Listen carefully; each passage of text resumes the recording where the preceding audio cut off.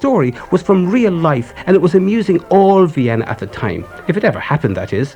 The story is one more instance of life imitating or pretending to imitate art. In the Ponti's libretto, as I've said earlier, everything goes in pairs. Two sisters, two lovers, the old cynic and his partner. But the interesting thing is that neither Mozart nor the Ponte try to separate either musically or psychologically the characters in each pair. Complicated? Not a bit. Think of each pair as a sort of unit. That's what Mozart wants us to do. So very briefly, the plot. Let me take you to 18th century Naples. Two officers, Ferrando and Guglielmo, are engaged to the sisters Dorabella and Fiordalici. Their cynical bachelor friend, Don Alfonso, takes a wager with them. He says that fidelity means nothing to women given the right circumstances. And these circumstances are arranged by Don Alfonso. Pretending to be called away on active service, the men disguise themselves as charming Albanians, and each makes the moves on the other's lover. Alfonso, meanwhile, enlists the assistance of Despina, who disguises herself as a doctor of mesmerism and later as a notary. By the way, interesting to note that Mozart knew Dr. Mesmer very well. Anyway, the girls eventually succumb to the persistence of the quote-unquote Albanians and nearly marry them. Alfonso has won his bet. The Albanians unmask themselves and the girls throw themselves at their lovers' mercy. The men forgive the frailty of women. Remember Shakespeare's Hamlet? Frailty, thy name is woman. Do you believe that? As for me, I'll reserve judgment. But I can't help wondering what might have happened if the situation were reversed. Would the men have succumbed? While you're pondering that little one, I'd like to tell you that the overture employs only one theme from the opera itself. This is the actual Cosi fan tutte, as sung by Don Alfonso and the lovers towards the end of the second act. I'll play it at the end. That overture is full of mischief, isn't it? Amazing what Mozart can do with a bar of quavers. The opera opens with a lively argument. Don Alfonso compares women's fidelity to the phoenix. Everyone's heard of it, but no one's seen it. This eventually gives way to the bet I spoke of earlier. Listen to Ferrando and Guglielmo sing the praises of their women to the full support of the orchestra, with huge perfect cadences and the men together in harmony. What could be more definite?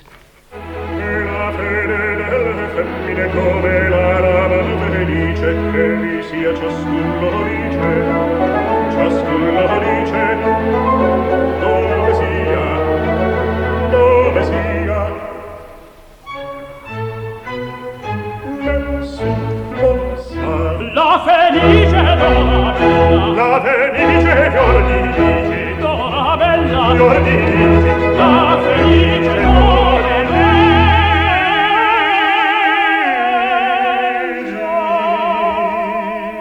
Non è questa, non è quella, non fu mai, non vi sarà, né vi sarà, né vi sarà.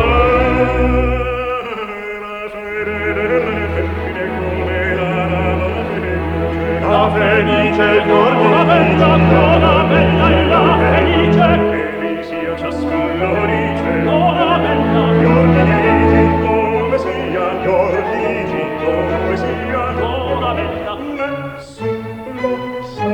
Dorabella, Fiordalici, nessun. And what about the girls, Fiordalici and Dorabella, they're singing about? Well, we find them in the garden overlooking the Bay of Naples. They both rant on about their boyfriends to each other, till eventually neither hears the other. Listen to the opening bars, the orchestral prelude, clarinets in thirds, softly cooing over string harmonies that rise and fall as gently as the Mediterranean itself on a windless day. That sounds lovely. Don't forget, we're in the land of romance. The sisters sing in thirds and sixths, the sweetest harmonies. Here and there, a touch of broad comedy. When we reach the cadenza, we hear amore in thirds, very long. But first, strings entice the clarinets, also in thirds.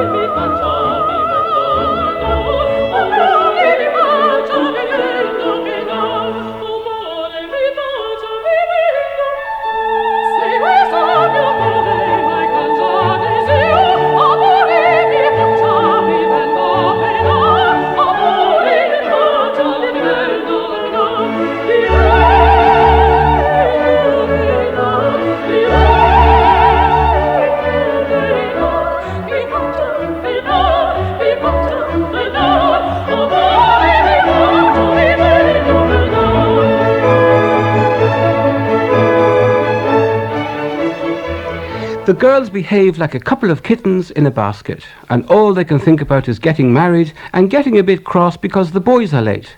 But it's Don Alfonso who arrives with the news that the boys have been called to join their regiment for active service. The deception, the pantomime has begun. The boys Ferrando and Guglielmo put on a good act, but the girls do not. They express a wish that they'd rather their lovers plunge their swords into their sorrowing hearts than be parted. What do you say to that? They question Don Alfonso. Don Alfonso is not impressed. We'll see what happens in the end, he sarcastically replies with the words finem lauda. Here Mozart fools with us. We're the observers and we're being fooled with. How I'd love to ask him, Master, if you're asking us to believe that all of these accents are accents of comedy, please tell us in what lines and colours you'd paint a serious situation. This quintet is a perfect case in point, mockingly reverent yet full of feeling. Mozart, what are you at?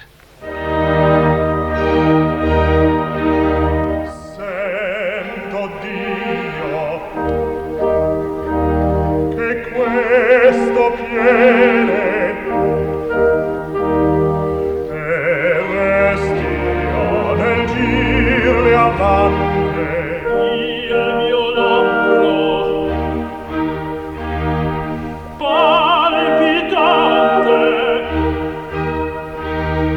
non potevo pronunziar nei momenti più terribili sua virtù e presa perché mio plano l'ha intesa perché mio plano l'ha intesa come resto fuori meno faticone entrando in seno in mente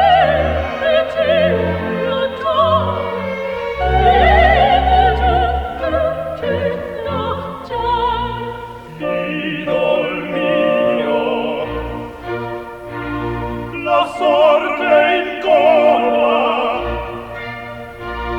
se di dentro a par non musica o crudele te ne andrai io prego darmi il cuore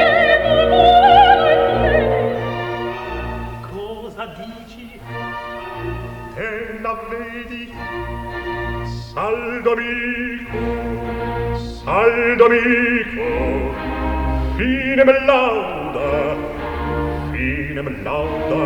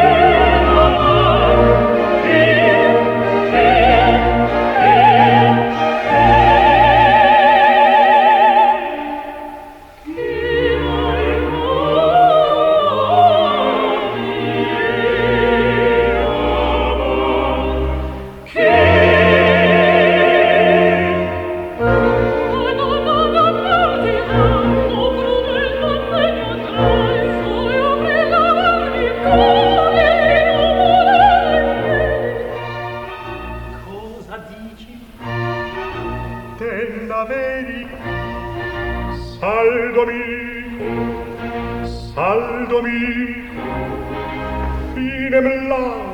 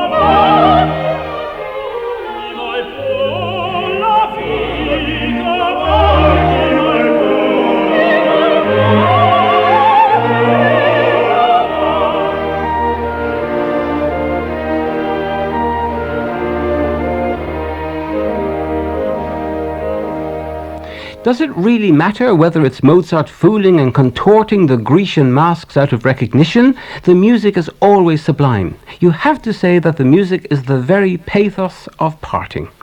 Bella vita militar. Full orchestra and chorus now extol the joys of military life, a sort of non più andrai from the marriage, with the strong accents of sodo, sodo, badum, the stuff of so many brass pieces.